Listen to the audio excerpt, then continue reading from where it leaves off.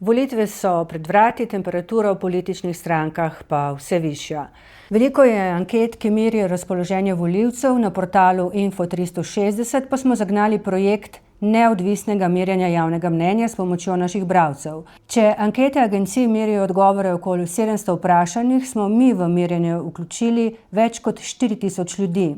In kakšni so rezultati? V državni zbor bi se uvrstilo 7 strank, relativni zmagovalec volitev bi bila po trenutni volilni napovedi SDS, dobila bi 29 poslanskih mandatov. Sledijo Demokrati Anžeta Logarja s 16 poslanci ter Gibanje Svoboda, za katerega analiza tokov volivcev kaže, da je stranka Roberta Goloba največji poraženec glede zadržanja volilne baze iz leta 2022.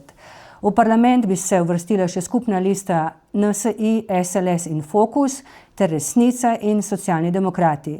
Aktualni najmanjši koalicijski stranki Levica pa ne kaže, da bi ostala parlamentarna stranka.